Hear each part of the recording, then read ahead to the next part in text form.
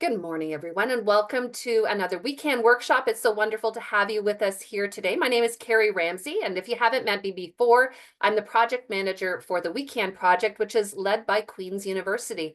And so for the past 5.5 years or so, we have been doing these online workshops, and just thousands of women have been a part of them. So I am so thrilled that you are here today. Every single workshop, it's a different group of people, and it's also an opportunity to connect with each other. So obviously some of you are multitasking, and I'm honoring that and aware of that. But if you have a hand free and you are able to let us know in the Zoom chat where you're connecting from across the country or around the world.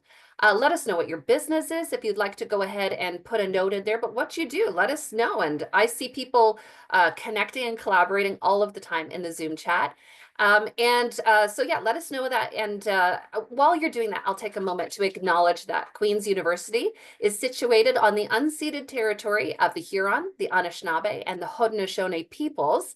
And every time I do one of these land acknowledgements, I try to do something a little bit slightly different to keep it fresh. And so today I thought I would actually share with you an Indigenous prayer for spring, because woo woo, we are now in spring, even though it sometimes feels like winter, because most of us on the call, I think, are in Canada, which, as we were just saying a moment ago, we would not trade for the world. But the weather also is challenging. And so here is an Indigenous poem. It's more of a prayer, I would say. It's called Earth Teach Me. And as I was reading it, I was like, this is entirely applicable to our businesses as women as well. So it's about a minute long. Settle in as people are gathering. Good way to just sort of start off our day. And so it's called Earth Teach Me. Here's how it reads. Earth, teach me quiet, as the grasses are still with new light. Earth, teach me suffering, as old stones suffer with memory. Earth, teach me humility, as blossoms are humble with beginning. Earth, teach me caring, as mothers nurture their young. Earth, teach me courage, as the tree that stands alone. Earth, teach me limitation, as the ant that crawls on the ground. Earth, teach me freedom, as the eagle that soars in the sky. Earth, teach me acceptance, as the leaves that die each fall.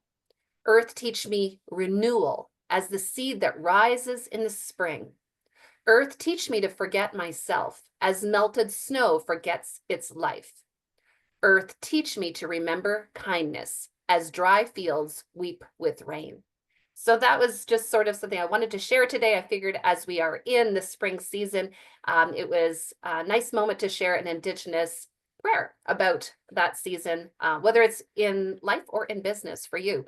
So today, it's a thrill to have Laura with us from allCare IT. And some of you may have met Laura before. She was at our in-person event back, I think it was in November, and has been, in different workshops since then. So Laura, thank you so much for offering to teach us today about safeguarding your business against cyber risk. This is a very current and real topic that affects every single one of us as business owners. We can't have a business today without having some sort of an online component. So I'm going to hand you the virtual microphone. We are so thrilled to have you with us here today. Thank you so much for joining us. Thank you, Carrie. Thank you, everybody, for attending as well. As Carrie said, as women, we're very busy. We're multitaskers. When you're trying to run a business, you have 100 things to do, and trying to, spread it all out. Cybersecurity is just one of those. So our goal today is to just give you what you need to get started, and understanding that it's not, even though that's what, we do here every day, that's not your whole life. You can't give it that much time and attention that we do. So let's get started. Just to introduce myself, my name is Laura. Full disclosure, I'm not a technical person, so I cannot fix anyone's computer. I came to work at the business. My husband started it. He's a very technical person. Once my third child started school, I came to work in the business. It became clear that there was no, marketing, and since then it's been I think 9 years. I've been doing this. Huge amount of learning. The learning curve is crazy. Love learning about business. Love all the challenges and overcoming them. So I can talk the talk. I understand all the concepts of cybersecurity. I'm happy to share what I know. If you have a more technical question, I will share my email and I will do my best to coordinate with our technicians and get you an answer. I'm just limited in that focus. All right, so let's talk about how to safeguard our business. I thought it would be nice to talk about what we already know.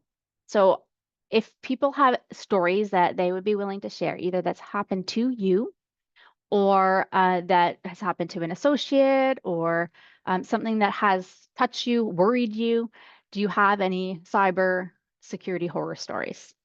So if anybody wants to raise their hand, you could do that. And if we just want to keep our story to about a minute or so, just for time's sake. But yeah, I'm sure somebody on the call does. I can share something from one of our clients if not. Hello, welcome. Go ahead, Shilamy. So this is like completely my fault, but I was having problems with my QuickBooks. And so because the Intuit website wouldn't load for me in my browser, I Googled QuickBooks help and I used my phone and I clicked on the clickable phone number for QuickBooks help, which took me not to actual QuickBooks help, but to some other company that purported to be QuickBooks and purported to be helping me with this. And I didn't catch on until they had asked for permission to get onto my computer. And they did it the way all the technical help places do, by using the special app with the special password and all that stuff. I let them on my computer. They diagnosed the problem and they said, it's going to cost you $900 to fix the problem. And I went, wait a minute. And they said it would take 2 hours and we have to have control of your computer. And I had to show up at a meeting in half an hour. And thank God for that, because I said, I can't proceed with this now because I can't hand over my computer. I'm going to hang up. And in the meantime, I had been talking to my accountant about this and she was like, "No, bad problem." And when I got the tech help guy to help me solve this problem, I had to wipe my hard drive and reinstall from a backup. He said, this is the main way people get hacked anymore, is that you're tricked into allowing people onto your computer. And then, of course, they have free reign. So lesson learned to me, first of all, manually dial the number. Yeah, interesting. Yeah. That's you shouldn't feel it's funny because it's sort of you have to remember you're a victim in that. And as victims often do, they blame themselves. That happens all the time. So it's called sponsored link fraud. So just like, anybody can buy these sponsored links. So they know you're going to be looking for help with, in this case, your software.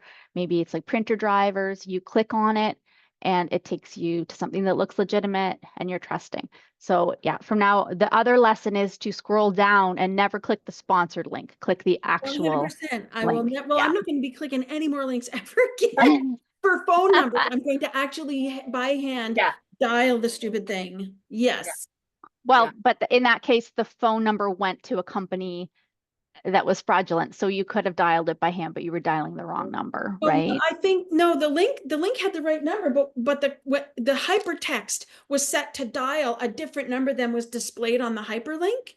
And had I Ah, manually dialed the hyperlink number, which ultimately I double checked was the actual correct number for the QuickBooks help, but because I clicked the dial hyperlink on my phone, it dialed the hyperlinked number, not the number displayed. Wow, wow. Really tricky. tricky, eh? Yeah, they're smart. Yeah. Hmm. Anyone else with a quick story before we get started here, or as we're getting started? Yeah, go ahead, Melissa. Hi, everyone. Hi, my name's Melissa. Thanks for having this available today. Just something really quick. I don't know that it was really anything wrong, but it definitely put up like flags for me, and I realized I want to learn a lot more. I'm applying for a grant right now for e-commerce business. So I'm also interested in learning just what I should be aware of. So I was looking for a website design development company, and I went on bark.com. I had done a local search. I'm in the Kingston area, and they made a connection through bark.com, but I didn't want to give my phone number. I just thought I would see what would come back that I could look at that came up through an email connection. And this very reputable a website design company with employees outside of Toronto and based in Waterloo. They had all 5-star reviews on this site, and I decided to make the phone call because it looked good and I wanted to get a quote for my grant. And very friendly person and personable, and like I have family in the Waterloo area too, and so it was nice to kind of, I didn't want to take too much of this person's time, but I did want to get a quote. And then at the end of the conversation, when the quote was kind of verbalized, he sent a document, I'd have to look and see exactly what it was, but it was like how you can have like a fillable form online, or like a document that opens up like Google Docs, and then I could see him typing in it. And that was alarming. I was like, okay, I need to know more about how this affects my computer, like when something's interactive. And so I just kind of closed that. And then he let me know that he had gone ahead and bought some domain names. And that was just like on a quote. And I felt like, oh my gosh, I'm so naive. Like seemed very unprofessional. So I'm not going on with that, but I have a lot to learn. We all do. Yeah. Yeah. So the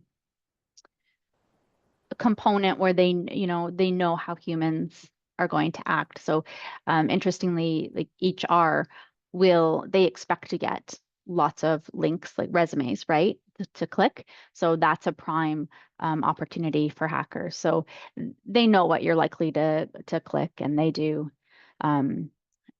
use our human tendencies against us. So thank you so much for sharing, Melissa. All right. So here's the plan of what you'll take away. It's my goal that this is a really well invested time for you. We're going to chat about why cybersecurity does require your attention, why it's not something that can be ignored. We're going to talk about how we can have a layered strategy when it comes to protecting your business, understanding what business risk is. This is something that's very individual according to your own business, and how it could impact yours. So we're going to kind of make it a workshop and help you work through these things. We're going to talk about 4 main cyber threats, and then how you can protect against those things. And we're going to walk away with hopefully a commitment to implement at least one cyber protection by the end of the month, so that you do get some protection out of this workshop. Why do we have to talk about cybersecurity? It's not even my favorite topic. It is a lot of the people in my office, but not mine. I don't love it. Here's why. Some Canadian statistics, keeping it local. Sometimes people think, cybercrime is just impacting the United States, big countries, big businesses. Unfortunately, that's not true. Cyber criminals follow the money. Somebody said, oh, it's not boring. Everybody doesn't feel like me. It's not my favorite topic. So 44% of organizations reported experiencing a cyber attack within the previous 12 months in Canada. Okay, so like half of us have experienced it. 28% of organizations face successful ransomware attacks in the past year. So that number is going up. So the difference between the first and the second statistic is, were they successful. A third is pretty good amount to be successful, right? 79% of those organizations paid the ransom. So pretty devastating to those organizations. The average cost of a data breach in Canada, $5.4 million in 2001. That was the most recent stat. These stats take a few years to compile and come out. That's a huge number. That's, of course, taking into account, one-person businesses up to large corporations in Canada and averaging it out, 5.4 million. 28% of these organizations reported reputational damage. So we're going to talk a little bit more about reputational damage coming up, but that's something that lasts a long time. You pay your ransom and you move on, but the reputational damage continues with you. So that's a very real side effect of facing a breach. Just also wanted to show, some people feel like, oh, my data doesn't matter to a hacker. I don't want it, or they're not interested in my industry. As you can see, there's not an industry that they're not interested in. And if you feel, we're going to talk a little bit about what kind of data that hackers are interested in, but if you feel that your data is not important to them, if it is integral to run your business, it's important to you. And that's really all they need, because they know you'll pay to get that back. If anyone has any questions, please feel free to, we talked about that, right, Carrie? Like you want to have Yeah, them... actually, I don't think we mentioned, so if someone has a question during the presentation, as Shula just did, you can put it into the Zoom chat, and I'll just slide it in here, Laura, if you want right now. She's asking, and I think you might have just answered it, is it the bigger companies only that are at risk, or smaller businesses simply because they don't have the tools to protect themselves? Like, bigger companies have more valuable information, quote unquote. But what I heard you just say is that, well, that's valuable to us, and that's why we're at risk, but I'll let you answer it. That's how I took your answer. Yeah. And actually, she also, your thinking is correct. Do I say Shula? Shula. Yeah. Shula? Okay. Because they don't have the protection. So a smaller business doesn't have the knowledge or the expertise or maybe the money to protect itself. And so that makes it a really easy target. So they can, a bigger corporation is going to have a lot of security in place. They're going to, a hacker's going to have to be a lot more sophisticated and patient to get in, whereas a smaller business is an easy payday. So they love the smaller ones too. Just to give an idea of how much money can be made by cybercrime, because you might wonder, like, why would cyber criminals do this? Mainly for the money. There's other reasons too, to cause disruption to other countries, but when they're going after you, it's probably, the cash, the third largest economy in the world. So massive. So I'd love everyone to share their thoughts here. What kind of cyber threats are you familiar with that you're aware could affect your business? You could just put those into the Zoom chat if anyone's wanting to do that. I'll share real quick. I've heard of a lot of my clients that they some sort of hack through, usually through social media. So it's not like there's a lot of people who've been building their social media a long time.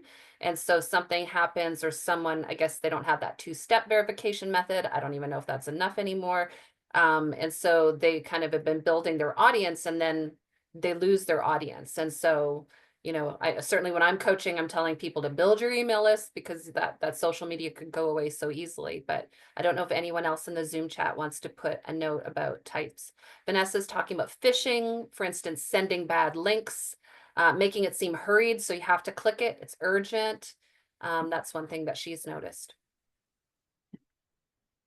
For sure. And I know in some of the business learning I've done, Carrie, that your list is pretty much your biggest asset in your business, right? That's your plan for growth. So if you lose that, yeah, you lost a lot of your work. So don't mean to make you hungry, but cybersecurity is to approach it because there's so many different ways. We just talked about some of the ways a hacker can approach the challenge of getting into your business. There are many ways. In the same way, the protections have to be layered because there are so many ways we have to protect in different ways. So if we think about a house, let's say you wanna protect your house. Maybe you've got some really valuable jewelry. It's been passed down through a few generations, very valuable financially, but even more emotionally to you. What kind of protections would you put around your home to keep thieves out? Just throw it in the chat there. Alarm system, yep.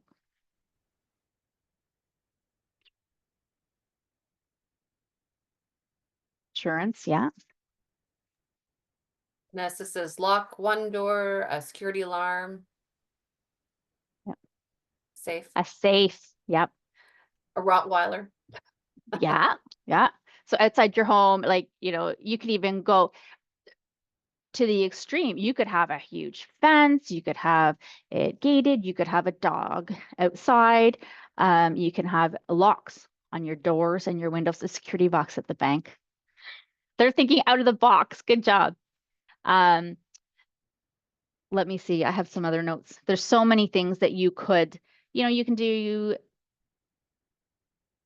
your like motion activated exterior lights. You could have, for a big home, they might have security guards outside. There's all kinds of different layers and what's appropriate for that kind of a risk.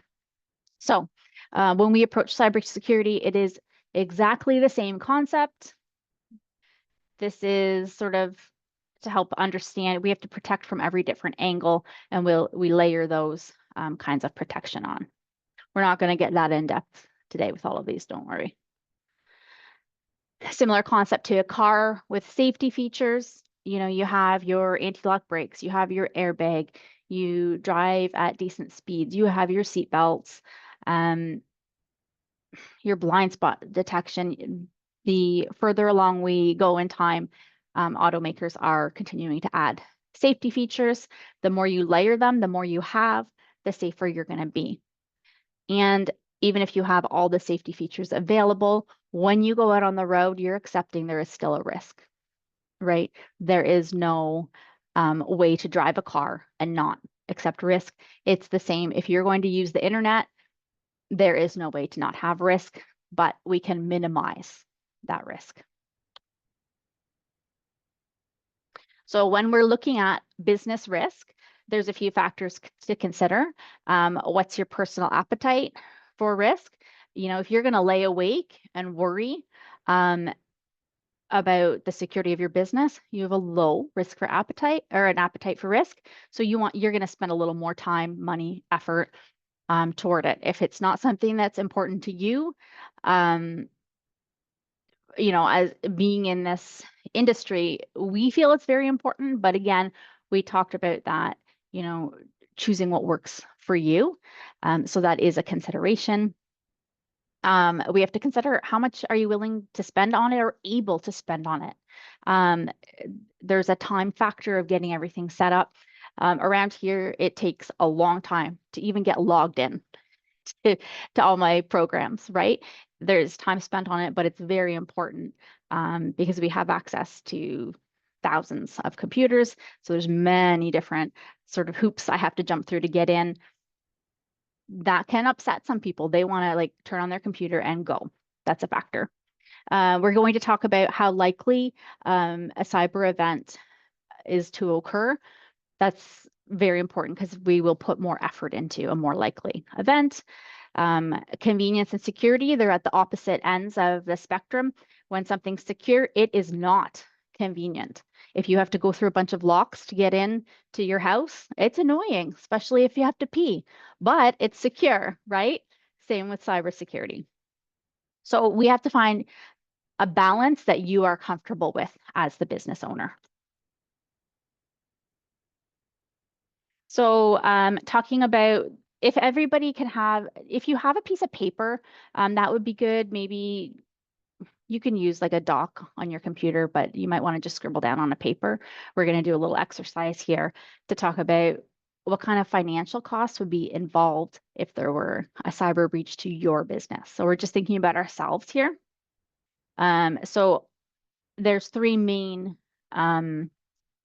ways that a business is affected by a cyber incident. The first is lost revenue. So, it depends what kind of business you have. You have to think about this for yours. Will customers cancel orders if you can't fulfill them? Will they go to another company because they found you unreliable? Will they stop doing business with you altogether? If you have an e-commerce business like Melissa is looking into, this is especially important to you because your website being down means you're selling nothing, right? So you need that website to be up. So what does it cost you per day if you can't do business? So obviously, there's going to be ups and downs. If you think about sort of what you make in a month, what your business brings in, or, kind of average it out, we're going to need about 10 or 11 lines.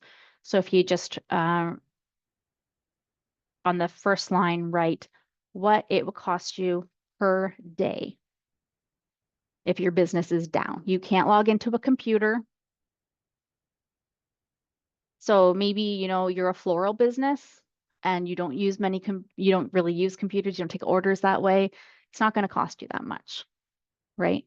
If everything you do, if you're a consultant and you can't, research and you can't get into your data, you're not doing any business, right? Okay, so hopefully everybody has a number there. The average downtime after an incident is 16 days. Okay? It takes a long time to recover. So we're going to take that line 1 and we're going to multiply it by 16 because we're assuming if you had an incident, you're down the average amount of time. Could be more, could be less. Okay? Another thing that will impact how much a incident costs you is what kind of data you have. If you have PII is personal identifiable information. So those are things like names, emails, addresses, phone numbers, anything that is personal to your client. I don't know if anyone is in the medical industry, healthcare, but PHI is personal health information. That's a whole other subject because there's actually compliances you must implement. That's a whole other webinar. If you are storing credit cards, that's another big problem. If you are breached and you have this kind of information, you have to, by law, buy insurance for each record that you have.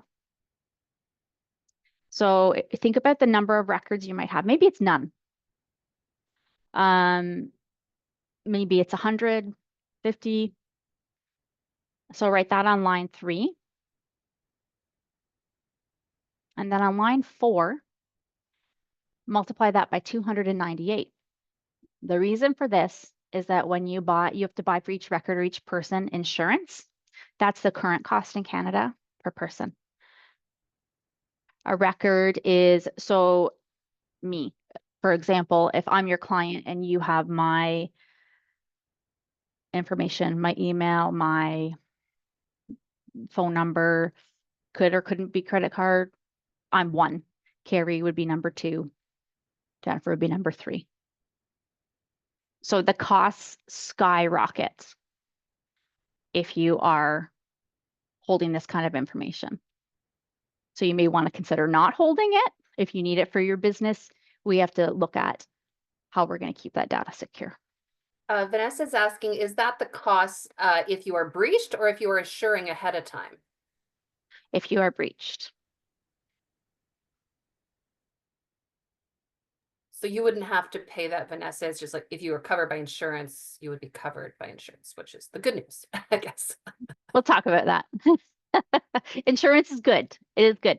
But so what this insurance would do is it will monitor for fraud so if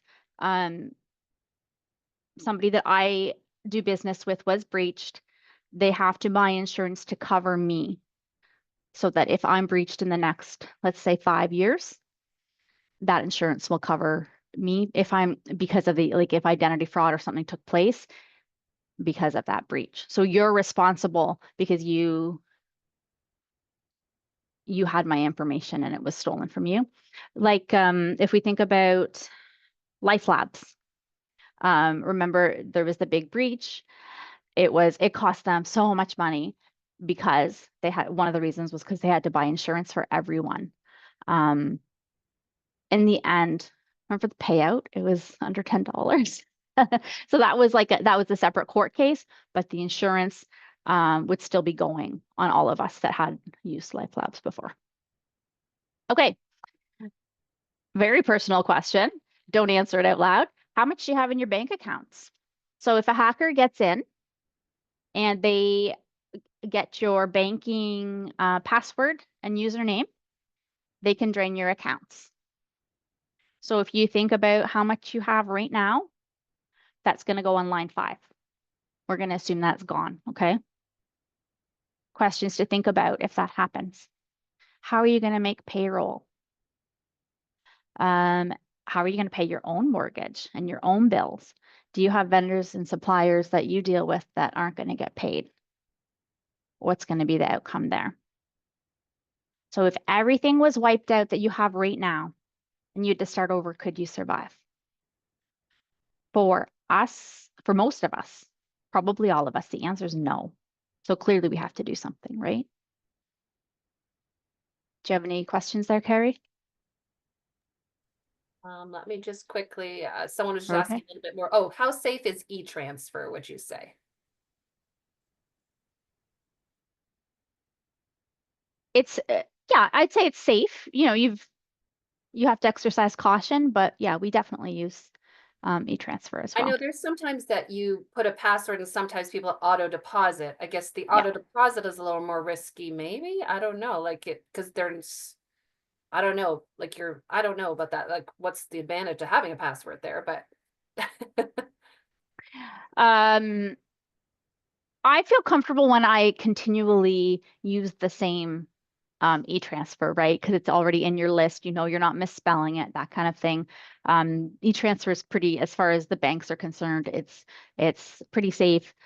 Just make sure that you're not making a mistake in, in your typing, because then you sent it to the wrong person. Right. But your security question would be helpful there. Vanessa is asking, if I have a record and delete it, is it gone? Or if I've made a record once, do I have it forever? In other words, I think she's asking, is she always responsible for that client, even maybe after she's deleted the record? It depends on the way it's deleted. If the hacker can still find it, you know, you can delete things and they're still on your computer. So it depends is the answer. Yeah. Okay, so line 6. Not all these things are going to apply. So I kind of call it like choose your own ransom, choose your own cyber threat adventure. So if you're asked to pay a ransom, you can pick a number for that. Often what they will do is they'll see what's in your bank account and they'll ask for what they know is there. If they've drained out your bank account, they're not doing that. They already took their money. So you're not going to have both, right? These are just possible ways that you could lose money. If you went with for our cases, I think we should go with the scenario of they cleared out your bank account, because then we don't have to guess the number that the ransomware payment, but it's just, something that you should consider. Recovery costs, they're very expensive.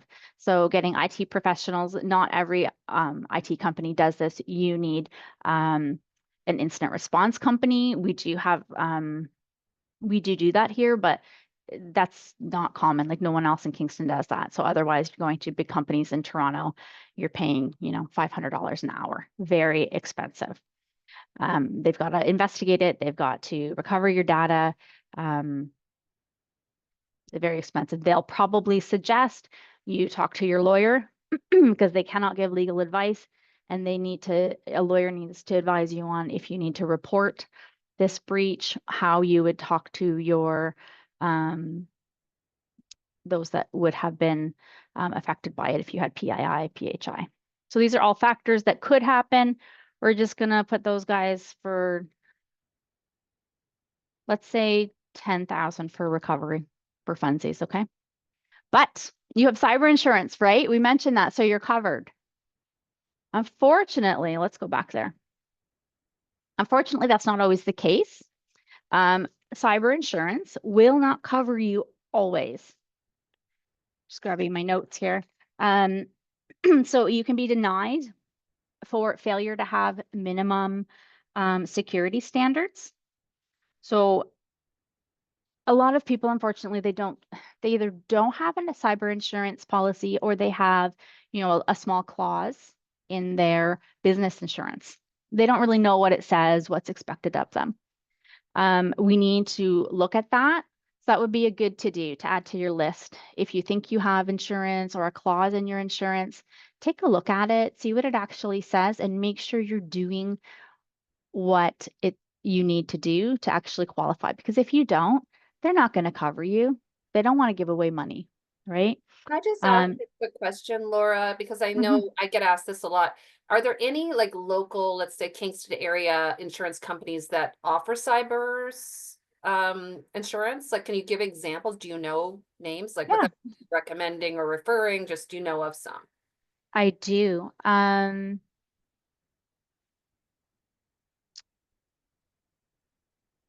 trying to think of who. I know, like the cooperators. There's a nice person named Nicholas Dettinger in Napanee. He works with the cooperators.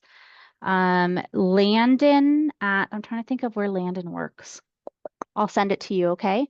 There's another. If anybody had that specific question, actually, you can reach out to Laura. So this is just a question that often comes up, is like, well, which insurance company should I go with?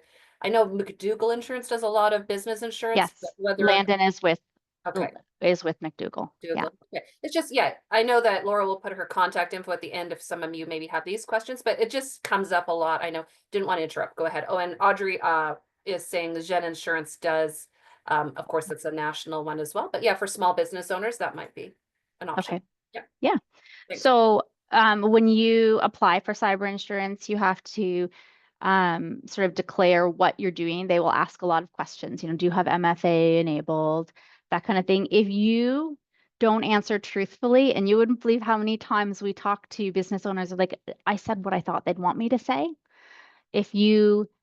Multi-factor authentication is MFA. If you don't have the protections in place you said you did, you're not going to get covered, right?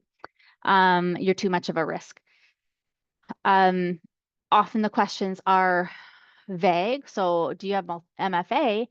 Well, what are they asking for? Is it on your email? Is it on your banking? So often when we consult with our clients, we have to go back and forth with the insurance company and say, can you tell us what you're asking? Can you be more specific? Because we need to make sure that you're not paying all that money for no reason, just to be let down when you really, really need it. So those are important things to keep in mind. Okay. So this isn't meant to be scary, but it's a real life scenario. So we're going to consider you wake up tomorrow morning and you've been hacked. The cyber criminal had been sitting in your email watching for months. They see that you have a really large project that you've just completed for your largest client, ABC Engineering. It's been months of consulting work, and you're finally ready to send the last installment invoice. It's for $20,000. So the hacker sends an email from your account to ABC Engineering stating that they have changed their banking details. They now need this invoice for $20,000 to be sent to the new bank account. So ABC Engineering loves working with you. They're thrilled with your work. They happily comply with the request and they pay but they pay the hacker. So whose money was that? It's possible working with the banks. Sometimes they can get money back, sometimes not. I can't tell you if they can or not. In this scenario, let's say they can't. Legally, the email came from your email. So who's responsible? You're out $20,000. The same can be flipped. You receive an email with an invoice changing the payment information. You pay it, and your vendor says, you haven't paid me, right? The relationship is destroyed. $20,000 is lost. So these are very real scenarios. This particular kind is called business email compromise. It happens all the time. So that's just finishing up our financial costs. What will things cost you? Now we'll look at the next way that a business is damaged by a breach, reputational damage. 29% of Canadian businesses said cyber attacks drove customers away. Have you guys ever stopped doing business with a company that did not protect your data? You heard about there was a breach. We've had lately with tax season, hackers love tax season. There's been a lot of, what they'll do is send, they can pose as a new client for an accountant, send an email with, this is my accounting information. The accountant's office, if they're not adequately protected, they click on it, open it, they're breached. Now, all of your financial data is breached if it's not protected, right? So that personally, for me, to know that my accountant did not protect my data, that's a deal breaker, right? So you can lose your clients. The study 2022 found that brand damage can represent up to 35% of the total cost of a breach. So big bucks, eh? And it moves forward, right? That you've lost the lifetime business with that client. Unlike technical costs, like we talked about, this is going to follow you. It's money you've lost out on permanently. What would you do if your largest 1, 2, or 3 clients left because they blamed you for not protecting their data when you got breached? So we should be on line 9 of our paper. If you can calculate the future lifetime relationship value for your 3 largest clients because they're upset, their information was breached, they don't feel you're professional, they don't feel they can trust you. So this is a cost to your business now. And we all know how hard we work to get a client, right? It's heartbreaking to lose a client. The third way that our business suffers from a cyber breach is operational disruption. We kind of touched on it before because it does hit financials, like they all kind of interweave. How long can your business survive without your computers? You're not meeting your deadlines. If you have staff, I don't know how big companies are here, but if you have staff, you're paying them and they can do nothing. They're sitting there.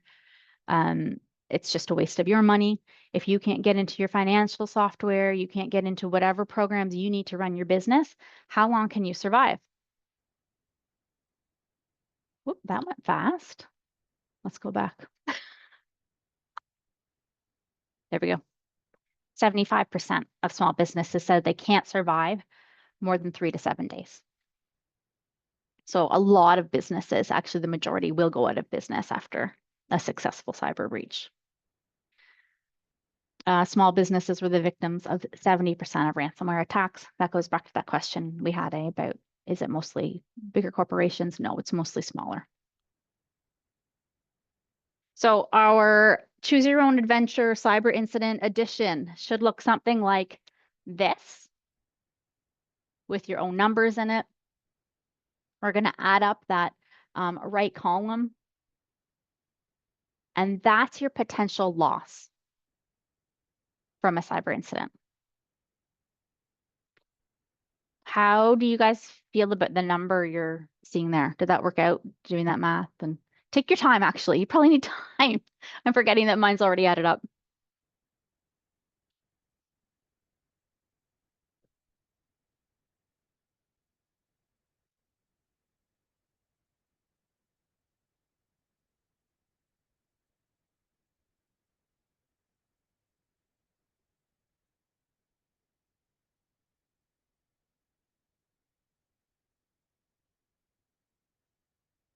Yuck, yeah. So the way I view this is it's scary, it's ugly, but it's actually very valuable information because we're going to use it to create your own cyber strategy to protect you in the most important ways. Because now you can see where your weaknesses are, where your biggest risk is. And we're going to look at how to protect that. Okay. Did everybody have enough time to add up that number? We're good?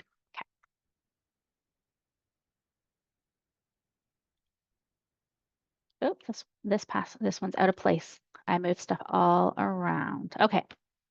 So for big cybersecurity dangers, number one way, business email compromise. We've talked about it. We did a scenario. They want to steal money or critical information by impersonating someone. So another very common one is a boss, your CEO emails you saying, I need this transfer done. I'm out of the country. And they know he's out of the country at a conference because they're watching, social media, LinkedIn, that kind of thing. I don't have access to the phone. Make sure you do this, send this money, things like that to trick. And if they're in your email, right, they're reading it. So they will impersonate, they use social engineering, which we talked about, because they use our human qualities. We want to believe people. We don't want to be like always critical of people thinking, hey, is this a scam? And I think especially as women, because we are emotional and kind and caring and empathetic, we tend to be more so than men, we may trust more. So we have to fight, that tendency.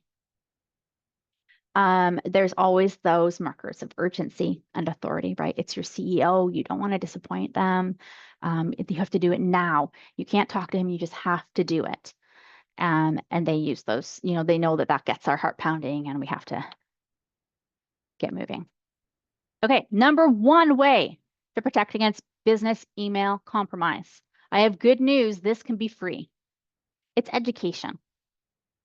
So you need to train yourself and your employees to recognize the signs of phishing emails, of bad websites, all this kind of thing, so that you'll protect yourself. There's a couple free resources. Of course, there's paid for resources. They're good too, but there's a lot, understanding that's not, there might not be cash flow to be spending on all different securities. We want to offer other options. YouTube has good things. In the end, I'll share our website right at the bottom. There's all of our social media, that kind of thing. Or if you want to follow me on LinkedIn, we're posting all kinds of user awareness things constantly. 88% of all breaches are caused by employee mistakes or owner mistakes. It's likely that number is closer to 95. That's a huge number. So that's your number one weakest link. Okay. Cybersecurity awareness is important. Okay, let's do a little bit of cybersecurity awareness. Okay, ways that you might be scammed. Email, we've talked about. By the phone, phishing, it's called. You get a phone call. How annoying is it? We get them all the time, right? We don't want to give away our banking information, that kind of thing. You have to be very critical. of phone calls. Text messaging, if you guys are like me, you get, minimum 1 a day. Your packet, we weren't able to deliver your package, click here, and of course I've ordered something. I've been shopping. So you think, yeah, that must be mine. QR codes. This is one that people often don't realize. They can redirect you, try to avoid. Unless it's a super trusted source, try to avoid ever using a QR code. Can I just slide in there, Laura? Because a lot of us as business owners, we create QR codes. And there are all sorts of sites online that you go to create a free QR code and it deliberately inserts the wrong, and that's happened to me. So that's one incident I had where I was trying to create it for a website. And because it was a free site and I didn't go with the one I usually use, again, I don't know if it was sponsored, but it was certainly at the top of the Google whatever searches. And they actually inserted the wrong, I tested it because I always test things and I realized what it was because they were in this case, it was more like, I think they were sending to your porn site or something. They just wanted to disrupt people, but not. Anyways, just saying, if you're creating QR codes, make sure it's with a good company. Canva, by the way, is probably what I would suggest because they do allow you to create QR codes in Canva. And at this point, we trust Canva. So that's an interesting point. I hadn't heard that happening. And there's reputational damage in that, right? If we all get an email from Carrie and it takes us to porn, we're like, Carrie, what are you doing?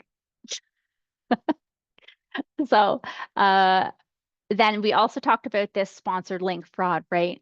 Scroll down past those sponsored links, go to the actual website. Just to be aware, often scams include things that are like trending events, concerns, natural disasters. They'll email you to give to this, we're going to support the victims of this hurricane. It can very well be, if you want to support the victims of a hurricane, go to a charity that you know is legitimate. Don't just reply to an email. Health scares, anything that you're thinking about that's on people's minds, they're more likely to click. Major political events and elections, that's happening every day, right? Holidays, Christmas shopping. Christmas is very busy time for hackers.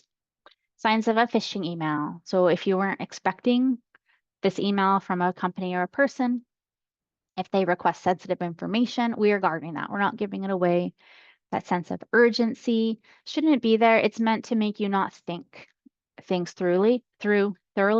So stop and be suspicious. Take your time.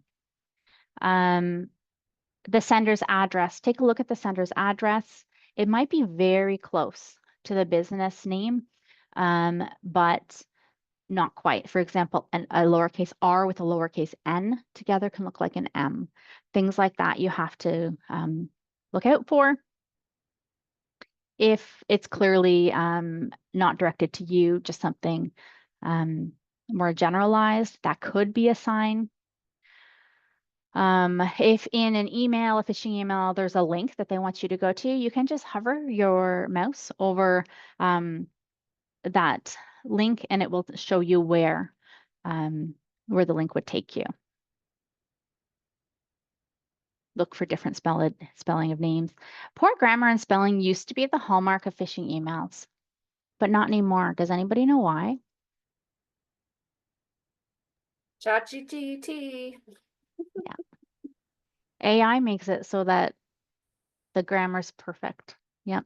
And they can have the same logos. They can basically replicate any email from a legitimate company. Beware of suspicious attachments. This is just sort of a graphic of things to watch out for. I don't know if it's of use, Carrie. I did have some posters made up with this exact thing if people want them to, have as a visual reminder what to look out for, have in the lunchroom, have wherever. I have a lot of those. Yeah, if anybody wants, I'm just going to suggest you contact Laura directly. Her email will be on the back, on the last slide.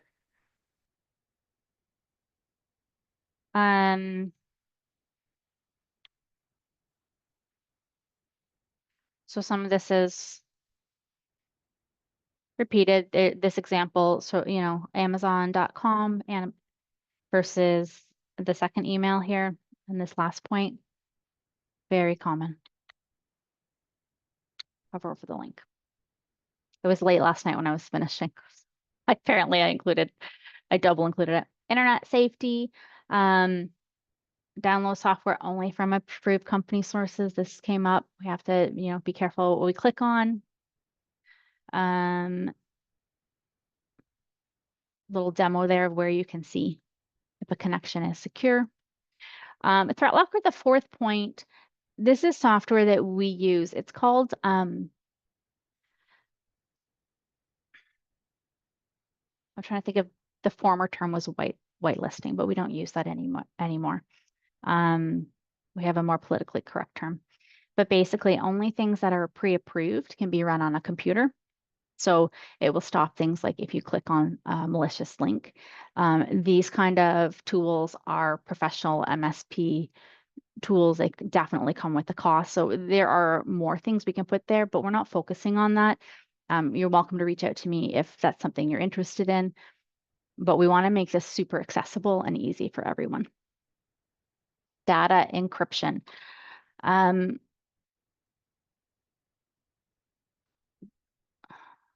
Does anybody take credit cards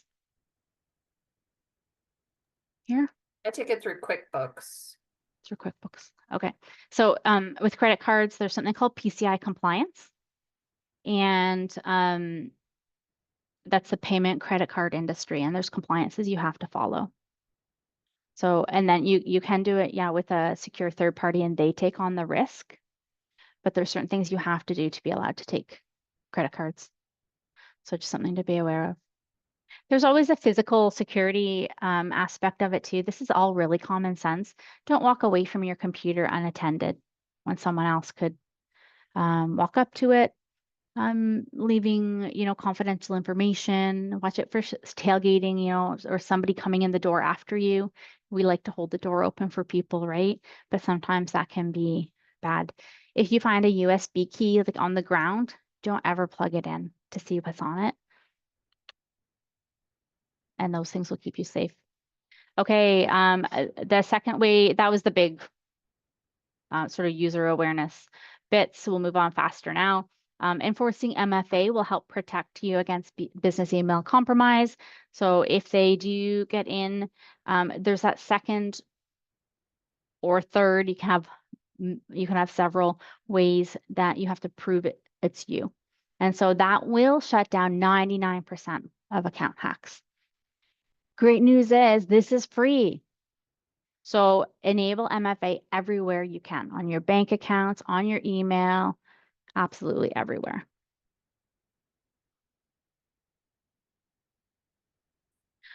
This one's more technical. There are email authentication protocols, SPF, DKIM, DMARC.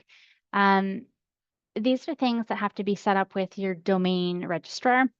And it proves that your email is legitimate and it stops anyone from sending emails from that look like it's from you. Okay, here's something fun. I wonder if I can, if we type, Carrie, what if you put that that link in the chat? I was just about to do that, so let me just. Awesome. I should have given it to you ahead of time, sorry. So this is going to give you a score for your email or for your website. And don't be upset if it's not, in the 80s. You just have to type in your website there. Okay, I put it into the Zoom chat now. Okay. Anybody wants to try it? It's not a trick, no. It's a legitimate website. So this one's a little more technical, but it's not, if you're working with an IT provider, they can do this actually very quickly, and it's like has a super big payoff. So that's why I am mentioning it. Did anybody get a result? Fucked. Yeah. We'll just keep that number to yourself, eh? We don't have to. Yeah. So many things, right, to look at. And that's why it can be overwhelming. Okay, another way to protect against this business email compromise, verify requests. So if you do get an email, like saying, hey, we're changing banking, if you can talk to that person in person, that's the best. If you pick up the phone with your contact, but not using a phone number in that email, you have to verify in some other way that this request is legitimate. Take your time, do your due diligence, be very, very careful with those kind of things. So email filtering, basically the premise is that it's software that looks at all your email before it gets to your box, takes out the things that look like they are going to hurt you, the spam, the viruses, the malware, anything like a spoof domain. They don't even get to the user. So really useful. I don't have a free tool to share, unfortunately, that we actually feel is good enough to recommend. Mail Protector is a company we work with that does email filtering. So you can get it through us. You may be able to get it on your own even. It's another layer that is excellent. For But we're those, gonna talk about. I just want to say a quick word. For those of you feeling like absolute failures because you flunked that little test, I just put in the Queen's University and they ranked 56. So I'm gonna say that like it's quite yeah, don't feel bad. Okay. So if Queen's University has got a 56 rating, obviously there's they have some work, but they have some work to do and they should know better, right? And they're not. So yeah. So something they don't. Okay, danger number 2, ransomware. Backups are your number one protection against that. There's a rule in the industry, 3-2-1 for backups. Have 3 copies in 2 different mediums. So, for example, when we say that, we mean you need something local. Preferably, so a hard drive, a USB, that kind of thing. But if there is a flood, if a pipe bursts, if the building burns down, if the computer or the backup is stolen, what do? You need something offsite. So that's why most are moving to in the cloud. Honestly, if you just have a backup in the cloud, that should be good. I don't have a recommendation for who to use besides who we use. There's all kinds of things to look at when you're doing backups, but you do want a backup. So if a hacker takes your stuff and says, you have to pay me $10,000 or you can't have your data, you already have your data. So you just get Jennifer just asked the question, what is the risk for cloud accounts to be hacked? Is that what you just said? Did you just answer that? What is the risk? You choose your backup company carefully with IT support that you trust is making good decisions. And then you're okay. EDR is advanced endpoint protection. It monitors constantly. It's like it goes beyond typical virus protection. That's an advanced, more enterprise tool that your good IT support will have, not really something you can do on your own. We talked about email filtering. Patching. Does everybody understand why patching is important? Okay. So vulnerabilities are regularly discovered for software, like every week. Okay. Patch Tuesday, they call it. All the patches come out. Software updates, vulnerabilities that they fixed. So if you don't patch, then that means you've got open vulnerabilities. Hackers know this and they will use them as their door to get in. So the way we handle it at allCare IT is that we have really sophisticated software that automatically does all of these patches, monitors that they were completed, that kind of thing. Not everybody has access to that. So we will talk about some ways that you can do it on your own. A next generation antivirus. So that's like an antivirus on drugs because it's using AI. It's thinking for you. It's looking at patching synonymous with software. But I can't see the rest of it. Regular software updates. Yep. Patching and software updates. Yep. Same thing. Yep. So you can, in some Programs, you can enable auto patching. So that's excellent. Always do that. You can sign up for, you have to sort of know what software you're using. So you sign up for emails from that company so that they'll tell you when there's an update to be done. So there's ways to automatically do all these things if you're providing IT support that make it faster and easier. But we want to make this easy for somebody who doesn't have the budget to work with an IT provider. So real world example, do you guys remember the Marriott hack? I don't know. We talk about hacking all the time around here, so sometimes I don't really know what people that aren't here were talking about, but they talked a lot about this around here. It was a huge, I don't remember this one, yeah. It was a huge hack because they were scanning people's passports and storing them. So a lot of information was leaked, and this was because they hadn't patched. That's the way that they got in. It's a good example of not holding on to information that you don't need to. So if for some weird reason you take people's credit card numbers or license or anything like that, that's not safe. You do not want to have the responsibility of guarding that information. So why Marriott felt they needed to store passports, no one knows. But it resulted in a huge 5.2 million people had their records leaked. Anybody that's ever stayed at Marriott, I know that we had our records leaked there as well. So you could implement a monthly patch management routine. Maybe you put it in your calendar. I'm going to look for patches for, make a list of what you need to patch. Turn on those automatic updates, vendor alerts.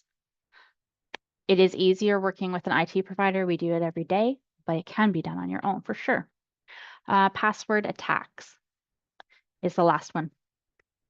Okay, if you want to carry the red email address, if you want to put that in the chat, and if you want to, they can go there while I'm talking about this. So getting your passwords is a huge vector for cyber criminals to get into your accounts. And then what they'll do is they know that it's very human to reuse the same password or a variation of that password, right? Because we can only remember so much. So they will do what's called password spraying, and they will throw these passwords into anything and everything, looking for what will fit. They have, programs that change it. If you change your password to 2025, when 2024 is over, we kind of play those games to be able to remember them. So this is actually a pretty easy way to overcome it. The 1Password, yeah. Password managers make life easier, secure and easier. Yeah. So requiring strong and unique passwords, that means that you're not reusing them. Every site that you go to has a unique password, and something like a pass phrase is often best,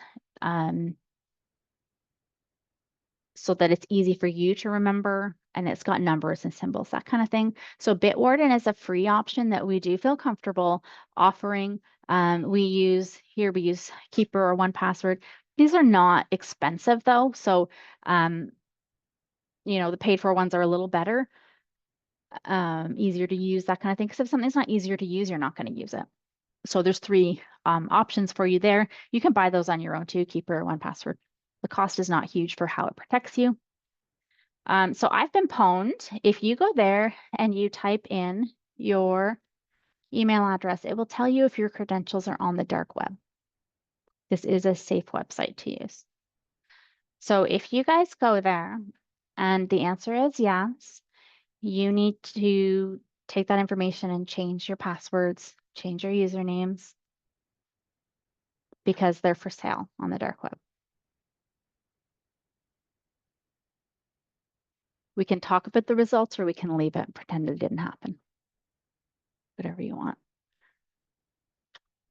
We'll leave it. Okay. All right, so we're going to calculate our business risk. So our cyber risk is the likelihood of something happening, an event, plus how badly it's going to impact you. So we're going to assign the 4 different ways, vectors of attack. We're going to assign them numbers from the likelihood and the impact, and then we're going to multiply them together to get our risk score. It's going to look something like this, right? So something that's in the green, we don't have to pay too much attention to, it's good to protect them. But if you're just starting out, obviously you're going to go to the red and the orange. Okay. So how do we codify that? I've gone ahead and done it for you. Business email compromise is extremely likely and the impact is huge. We gave some examples. You want to avoid that. 3 times 3 is 9. That's the main thing that we want to focus on. Okay, there's ransomware comes out at a 4, patches and updates at a 3, and password attacks at a 6. So we can see where we need to focus our efforts, okay? So now we've collected all this information. We know, we have an idea of how much an incident could cost us for you individually. We know the risk score of the major incidents.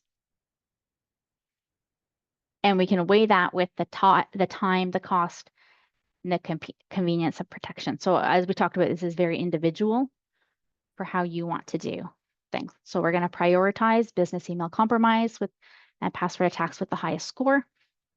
And then we're going to go for what we call a low-hanging fruit. So these are things that are easy to do. They come at a low cost or no cost, easy to implement, and convenient. So if we think back to how we protect against business email compromise and password attacks, it's user awareness training, MFA everywhere, and use a password manager. So if there's 3 things you're going to do to make the biggest impact, those are the 3. My one concern, it's interesting, like, because you're talking about the password managers, I'm like, what if the password managers get hacked? Like, I'm just like, and they gave Carrie this email, and now they have a list of everyone's emails that they created for everyone. That's my one concern with that. Yeah, not just your emails, your banking, But I mean, that's like, like everything. It's a valid concern, Carrie. Yeah. Yeah. So I don't know, So like to me, it's like creating my own, even if it's like a weird combinations of numbers, letters, whatever, like at least nobody's going to hack into some database and find out they gave me that password. That was one of my concerns with those types. I don't know. Maybe it's invalid, but no, it's valid.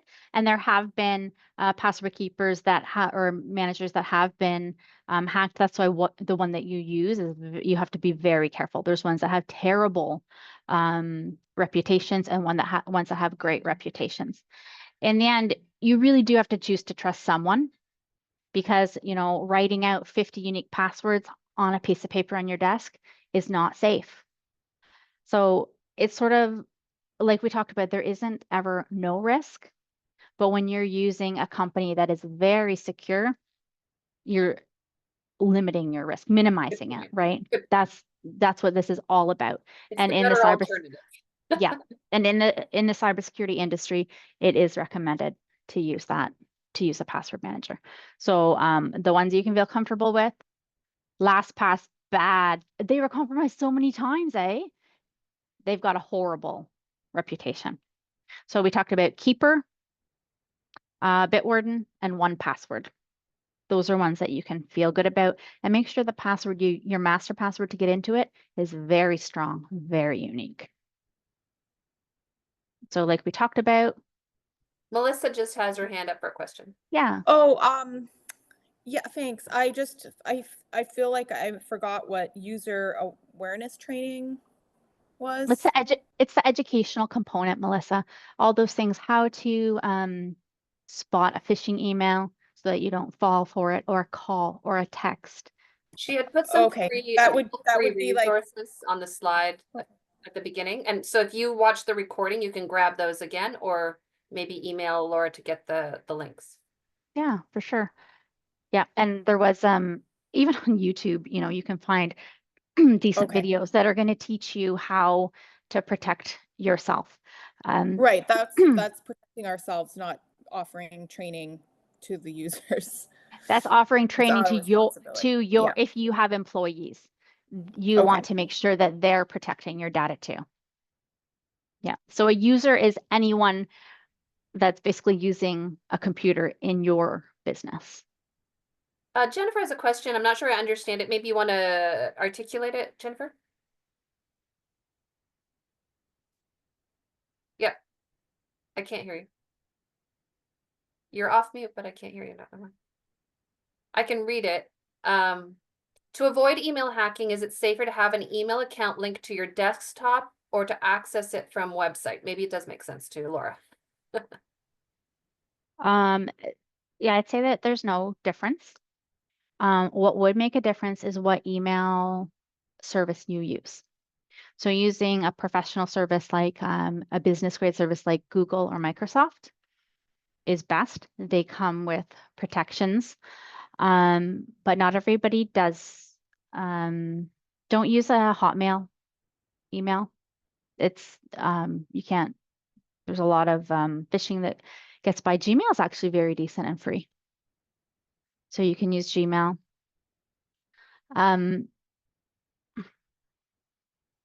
Yeah, it doesn't matter whether it's the same, whether it's running on your Right, thanks. web. No problem. I'll just So stick going with the 15 minutes left. Awesome. Okay. So going back to, we're just wrapping up that layered approach. If you implement 3, 2, 4, the more you put, the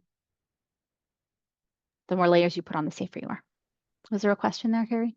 Yes. The question is, are free versions of apps any riskier than paid versions? I'm just going to say, I guess, but I don't know. There's an expression that if it's free, you are the product, right? There's some reason they're doing it. They're tracking, they're getting data out of it. Yeah, there's definitely, can't remember.